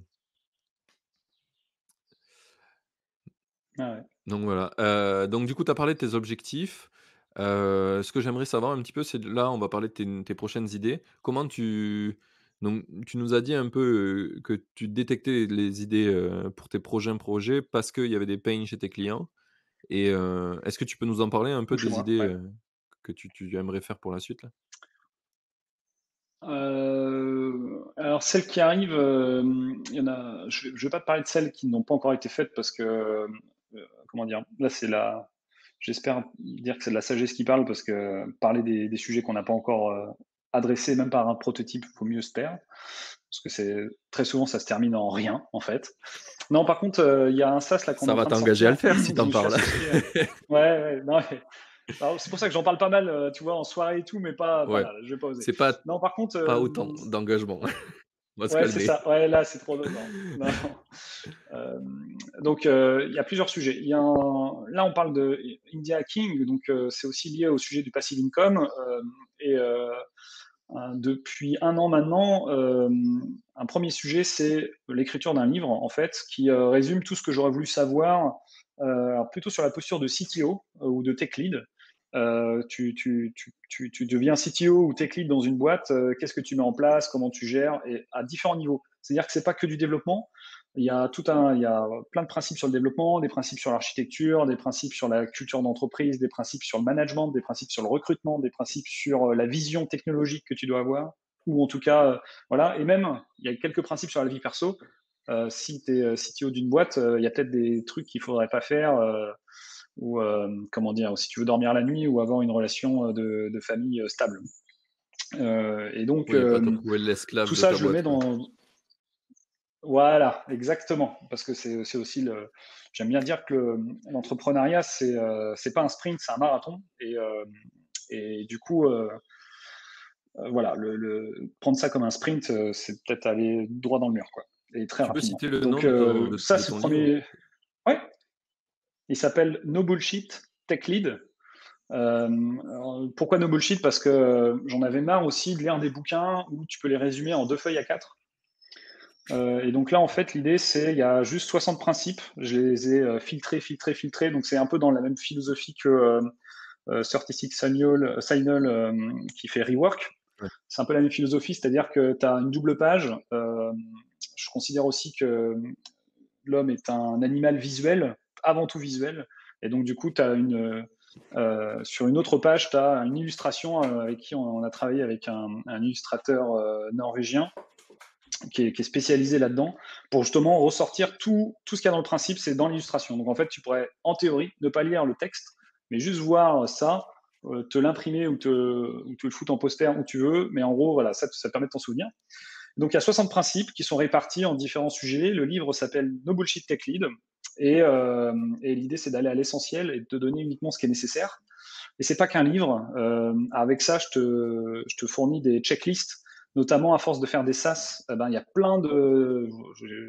Là, je suis gentil sur le site, mais j'avais mis il y a 50 éléments, mais en fait, il y en a beaucoup plus que ça. Donc, je ne voulais pas encore survendre. Donc, Mmh. je suis allé plus bas. Mais en gros, il y a une checklist. Comment tu passes des entretiens? Parce que, pareil, peu importe que tu sois dans un grand groupe ou dans une startup, qui est naissante, tu passes 2 ou 3 entretiens par jour de recrutement. Donc là, pareil, j'ai une super checklist que je reprends à chaque fois et que je partage quand je veux voir des boîtes, quand je fais du conseil là-bas. Donc les retours étaient bons, donc je la mets dedans.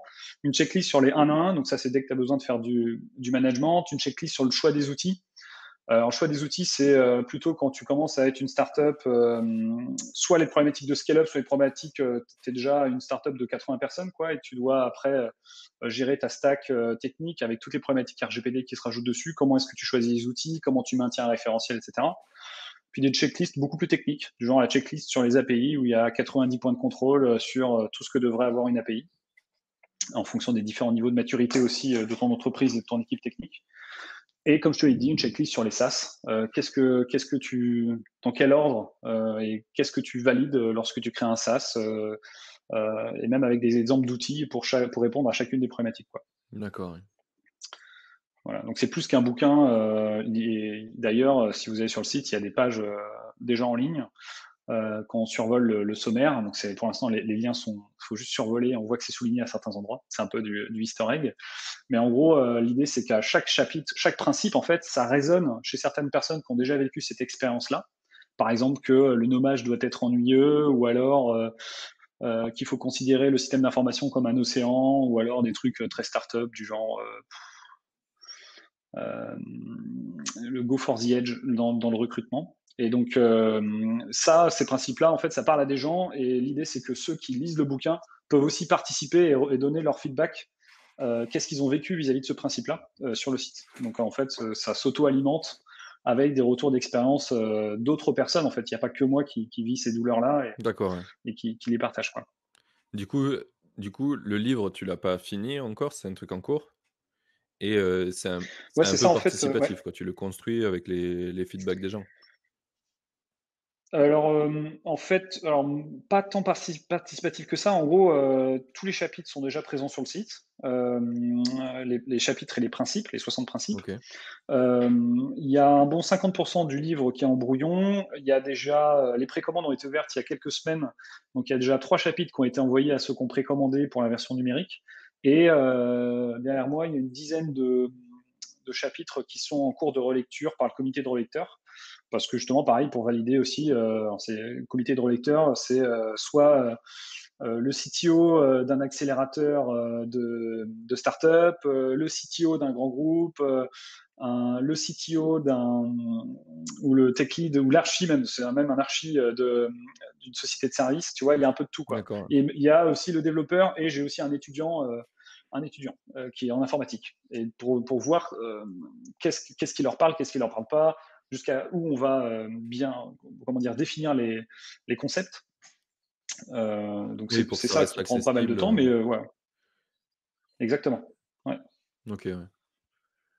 Mais tout à l'heure, je voulais revenir d'ailleurs sur ça, mais je t'ai pas coupé, mais le système dont tu parlais des illustrations, moi, personnellement, c'est ce Ouais. qui m'a fait acheter le livre. Parce que du coup, je l'ai commandé et c'est Ah, ce principe-là, vraiment, qui m'a fait sign up parce que, bah, dans tous les livres, bah, souvent, c'est ultra verbeux et puis, ouais, au final, tu fais plus de la recherche dans le livre que, lire vraiment des informations importantes, quoi. Les gens brodent pas mal et le fait que tu as des illustrations, ça veut dire que, bah, forcément, tu as fait le truc dans un monde essentialisme, quoi. Tu reviens à ah l'essentiel, ben, exactement. Et bah, là-dessus, typiquement, tu disais tout à l'heure qu'il faut choisir de faire de l'espace, du vide, pour ensuite pouvoir le combler par des projets. Typiquement, là, c'était 3 heures par semaine, juste là, le soir. Donc j'avais le mardi soir de bloquer juste pour bosser sur les illustrations. On a passé 200 heures là-dessus, quoi. Ah oui. Mais le rendu, on est vraiment super satisfait du rendu, et normalement, il y a un package où du coup, on va en faire certains des posters, comme tu as des posters ultra techos, tester c'est douter, ou ce genre de choses. Bon, bah voilà, ou done is better than perfect, ou ce genre de choses. Voilà, bah du coup, là, il y a certains de ces principes-là qu'on pense nécessaire de partager au plus grand nombre, et de mettre sous forme de poster, quoi. Ah mais clairement, clairement. J'aurais eu une équipe, fournie, on va dire, où j'ai en dessous de moi, plusieurs techs, genre, je pense au moins 10. J'aurais pris le pack avec les posters, pour leur afficher. Bon, malheureusement, on n'a pas de bureau dans ma boîte, mais je l'aurais envoyé Ouais. et du coup, sur ce projet-là, Donc ça, c'est le prochain qui arrive. tu as Ouais. déjà, c'est quoi un peu les données, tu peux nous parler un peu de chiffres sur ce projet-là? Bah, en fait, ça sera pas trop révélateur parce que j'ai juste ouvert Tant les pis. précommandes sur la partie numérique. Heu, ah, tu m'entends Ouais. plus? Non, non. C'est bon là? Je te vois parler Ah! Eh ben, attends, je vais passer au plan B. et c'est la pause technique.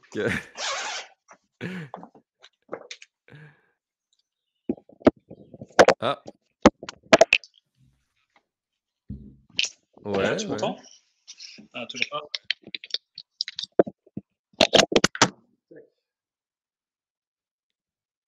de très loin. Ah là, plus du tout.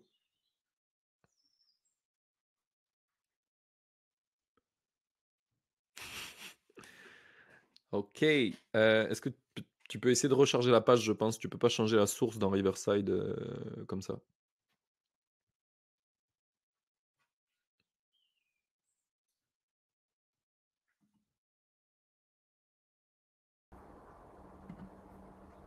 Ah merde, attends, connecter microphone.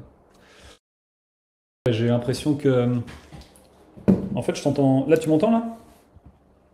Non, tu m'entends pas.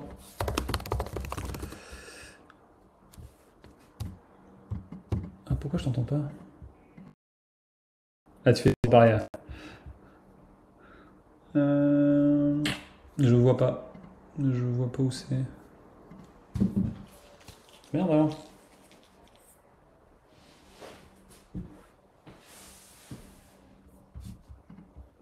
Tu m'entends? Non? Non, je t'entends pas. Bon, c'est chelou ça. Tac. Je repars là-dessus. Est-ce que tu m'entends? Non, je t'entends pas. Ah, tu m'entends? Moi, je t'entends pas. Donc,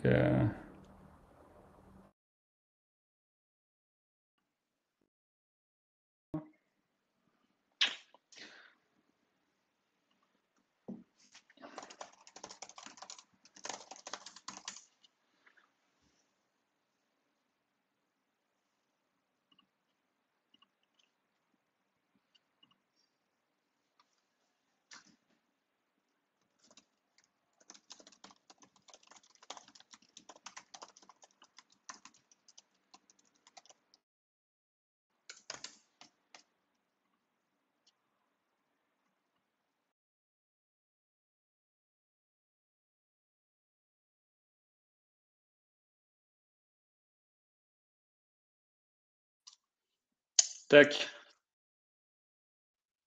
Ah non, je t'entends toujours pas en fait.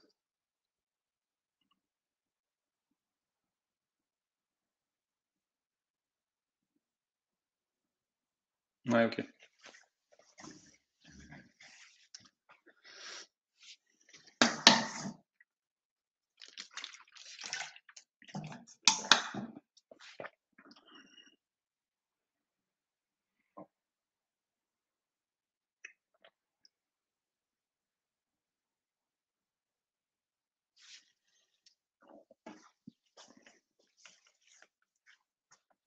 Yo, Ah bah là, je t'entends. OK, c'était moi.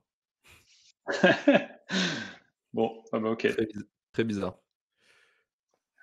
Ouais. Donc, on parlait de ton livre et là je te demandais, c'est quoi les chiffres? Ouais, et donc en termes de chiffres, j'ai juste ouvert les précommandes sur la partie numérique. Il y a une, centaine de personnes qui sont inscrites, qui ont mis leur email juste pour en fait recevoir les informations lorsque la version papier sera disponible. Beaucoup en fait, m'ont simplement dit, même sur Twitter, dès que je dis: «Bah, voilà, il y a un nouveau chapitre qui est disponible pour ceux qui ont pris la précommande numérique», ils me disent qu'en fait, eux, ils attendent la version papier. Moi, le premier, je préfère avoir une version papier que numérique. Je sais pas, c'est comme ça. Donc, sur les précommandes numériques, il y a moins d'une centaine de personnes qui a acheté ça.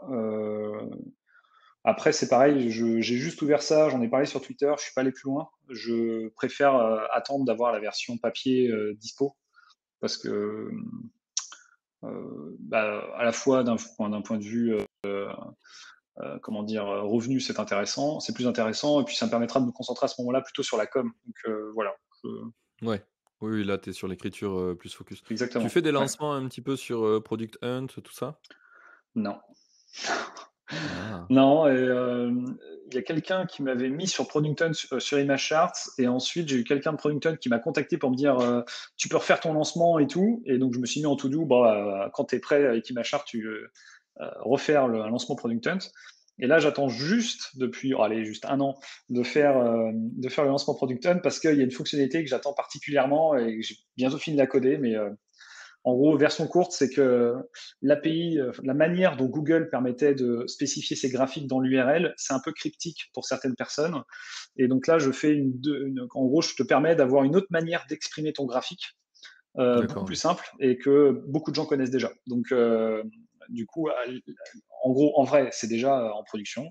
Il y a déjà la doc qui correspond, mais elle n'est pas encore au niveau que je souhaite pour pouvoir faire de la com dessus. Voilà. Donc, mais Aïe, ouais, tu as aïe, raison, aïe, tu pas il faut encore les profiter de grands ça. Mais principes, bien de sûr, launch before you're proud of it.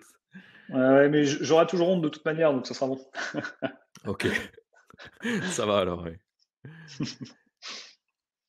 OK, mais du coup, Donc pour le livre et pour ImageChart, c'est dans ta to do finalement?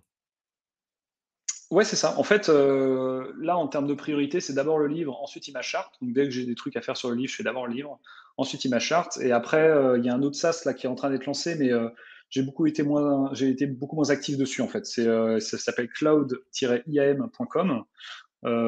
Pour te dire, on a fait la réunion de lancement la semaine dernière. J'ai refait le site.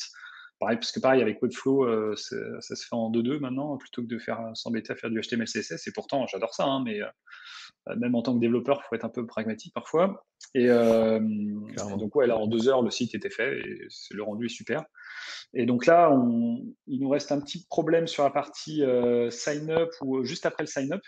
Mais en gros, ce service-là, ce cloud-là permet d'avoir ce qu'on appelle du Keycloak en manager. Donc pareil, c'est un marché de niche, mais ça permet d'avoir sa gestion pour faire très simple, la connexion des utilisateurs, l'identification des utilisateurs, la gestion des droits d'accès, la connexion avec Twitter, Facebook, etc. Il y a des outils open source qui permettent de faire ça. Un qui s'appelle Keycloak, qui est développé par Red Hat, qui est utilisé par Voyage SNCF, Ouest France, on utilise ça bien sûr, etc.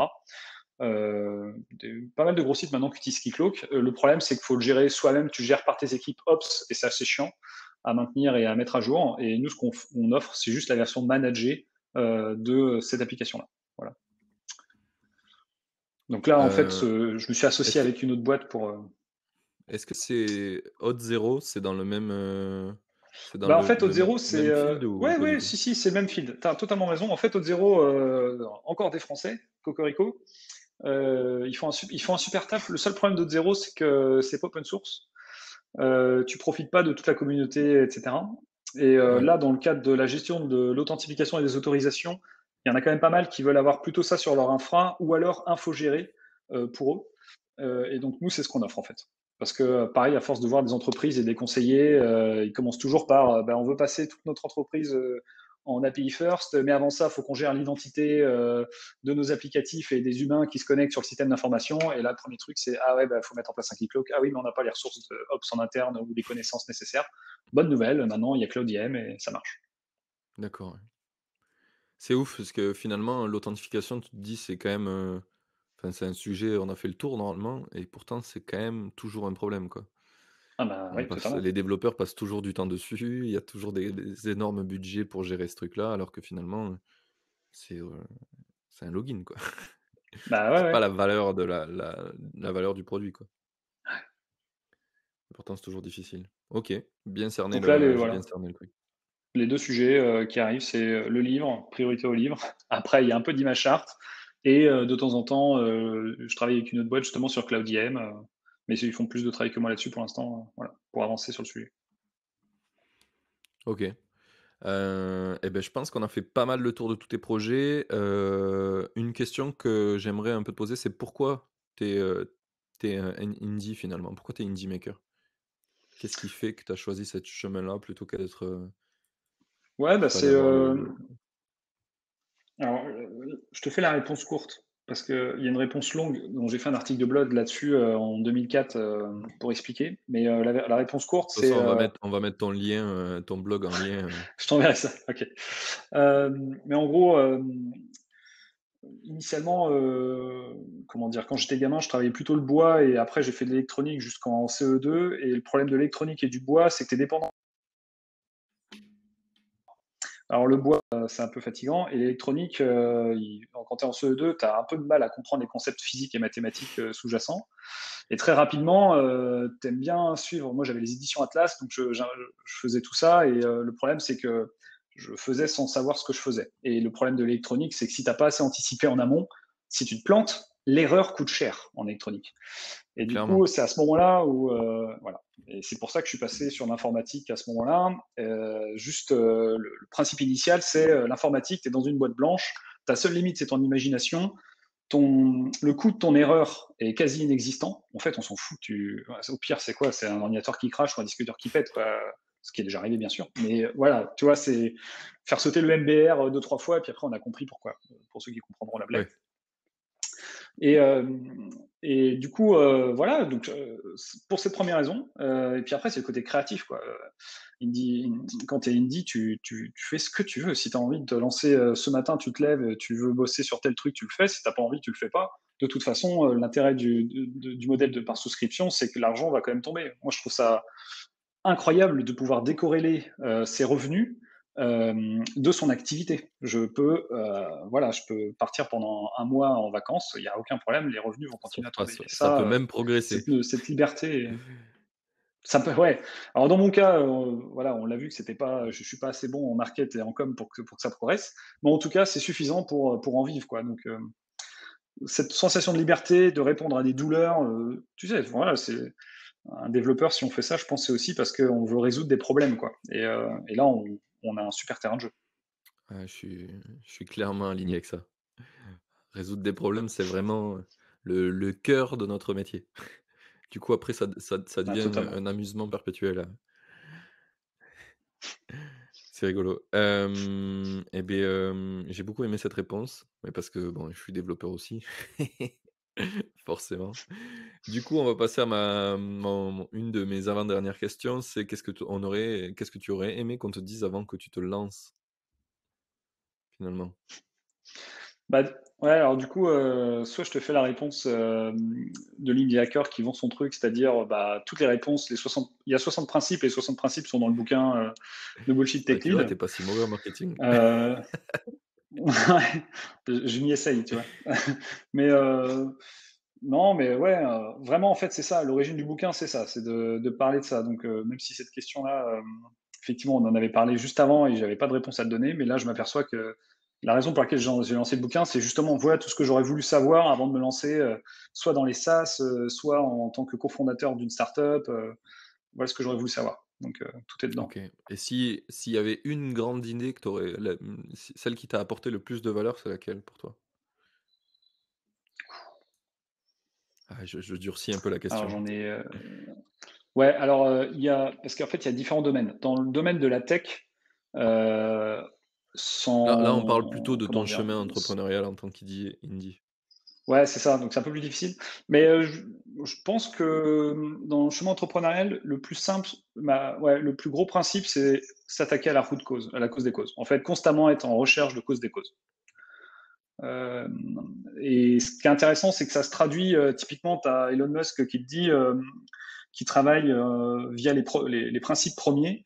Donc lui, il ramène tout à des notions de physique, dès qu'il évalue un problème, en fait. Et beh, ce qui est très intéressant, c'est que ça lui permet de monter, comment dire? D'abstraire le problème et de le simplifier, de le générifier pour arriver à la root cause du sujet. Et de s'attaquer à cette root cause-là, plutôt de s'attaquer à 3 niveaux ou 18 niveaux dessous à un tout petit problème, quoi. Ouais, mais Et ça fait écho un peu au ce que tu fais dans le milieu du développement. Finalement, tu as une erreur qui apparaît, tu as un lot d'erreurs, finalement, c'est un enchaînement d'erreurs qui arrive à celle que tu vois. Il faut remonter à la cause initiale. Parce qu'en fait, si tu prends une erreur mmh, sous-jacente, ben finalement, tu règles rien enfin, tu vas toujours avoir des problèmes qui vont sortir, peut-être pas de suite. Et dans le monde actuel, c'est pareil, si tu t'attaques à un truc qui est finalement, de l'ordre des idées qu'on a conçues sur une idée sous-jacente, beh, tu t'attaques pas à la cause principale et du coup, tu règles pas vraiment le problème, quoi. exactement. Et d'ailleurs, la portée de ton produit va être plus limitée parce que tu vas pas répondre à l'intégralité du problème, en fait. Heu, donc, ouais, je pense, pour moi, celui-là, c'est le plus important, ouais. Dans le domaine entrepreneurial, je tiens à Yes. préciser. Pour les développeurs, il y a un livre, vous allez le commander et vous le Ouais, saurez. ouais, ouais, ouais, totalement. Il y a un top 3 là-dedans, ouais. OK. Une question que je rajoute, depuis, l'épisode, aujourd'hui, c'est est-ce que tu as une citation Ouais. en tête, que tu aimes beaucoup? Ouh! Alors, j'ai de la chance, j'ai hop,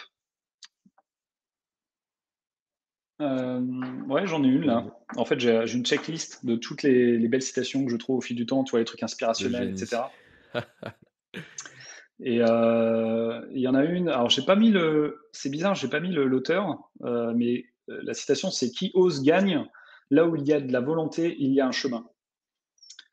Euh, alors l'auteur, on va le retrouver en 2-2, je pense, avec une recherche Google. Bah, c'est Winston Churchill, ouais, parfait.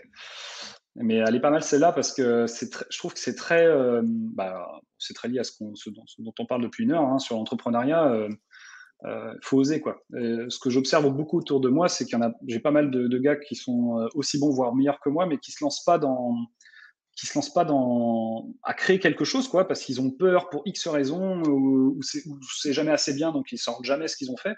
Et je pense qu'à chaque fois, le message, c'est ben non, mais ose quoi, vas-y, et Mmh. puis mets-y de la volonté, et Mais puis voilà. souvent, on n'est pas éduqué à essayer des choses, quoi. Enfin, là, j'ai eu la Ah, discussion totalement, avec les gens, totalement. avec qui, j'ai cofondé une boîte, où je suis CTO comme toi et ils m'ont dit: «Ouais, mais c'est trop bien ce que tu fais avec le podcast, avec tes projets, tes produits et tout, franchement, t'es un ouf».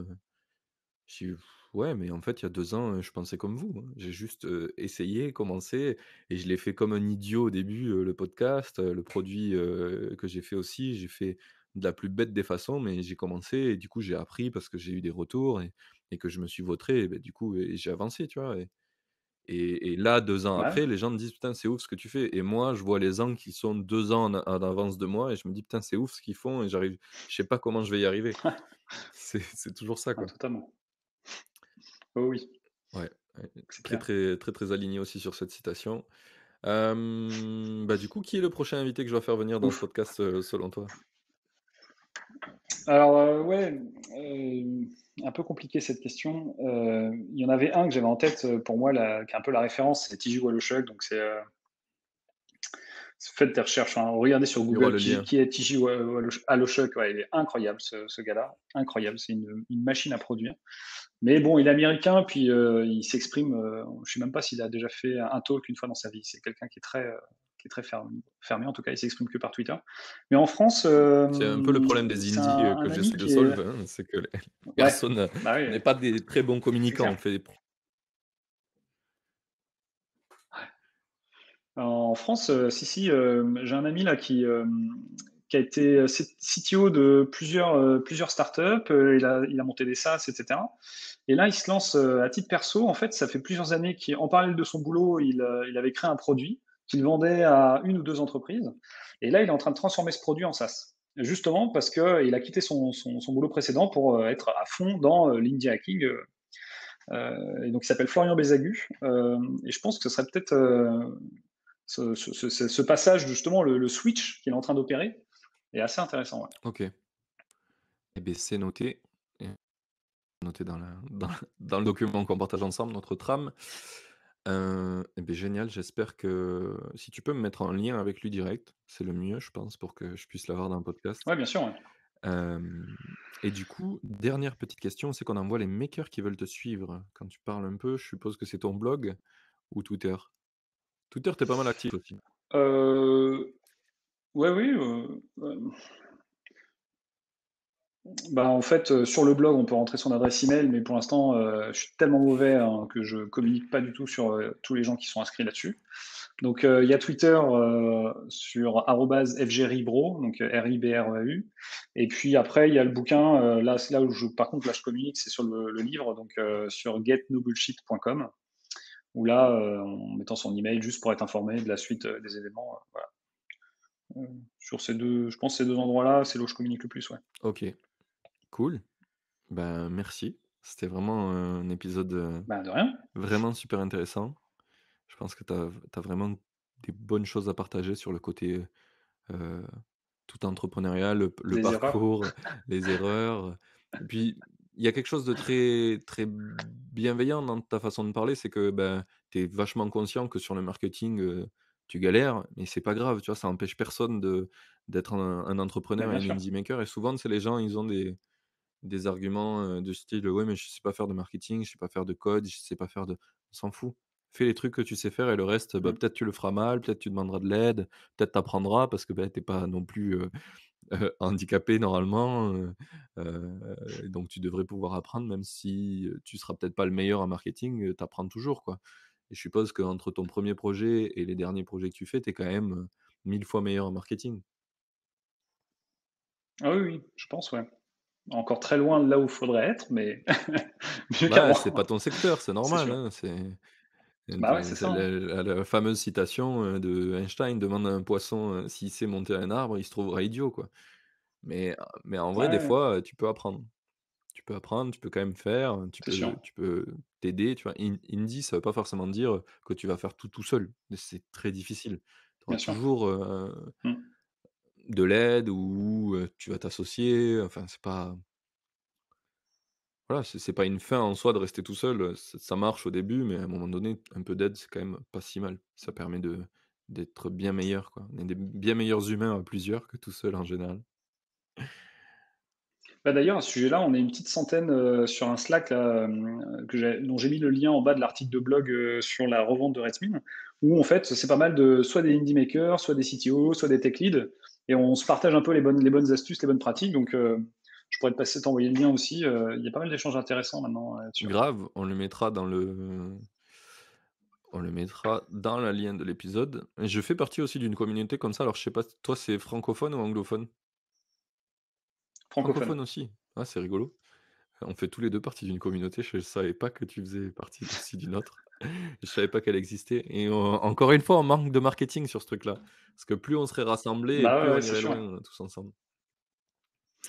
OK, clairement. mais tu peux le noter dans le ouais, je te vois que tu notes, parfait. Ouais. Franchement, c'était génial. Si des gens qui nous écoutent ont kiffé cet épisode, s'il vous plaît, notez, notez le podcast, c'est ce qui aide le plus à le faire connaître. Vous voyez, les actions marketing, moi aussi je suis une quiche sur le podcast. J'ai mis une newsletter en place depuis 2 épisodes. Ah bah, Alors qu'on voilà. m'a dit depuis le début qu'il fallait le faire, je récoltais aucun email parce que je trouve que c'est détestable enfin, j'aime pas recevoir des emails. C'est vraiment un truc qui m'énerve Ouais. parce que tout le monde le fait, mais en fait, les gens en ont besoin aussi, moi, je suis peut-être plus Bah, oui. actif que d'autres et du coup, j'en ai moins besoin ou je sais pas, je suis juste rustre. Mais en tout cas, depuis que je l'ai mis en place, les gens sont plus au courant et c'est cool. Donc vous pouvez vous inscrire aussi sur la newsletter du podcast. C'est la première fois que j'en parle et voilà, noter ce podcast et j'espère, que vous continuerez à nous suivre. N'hésitez pas à suivre, François, Guillaume, il faut dire les 2 et merci, salut. Ouais. Merci. Salut.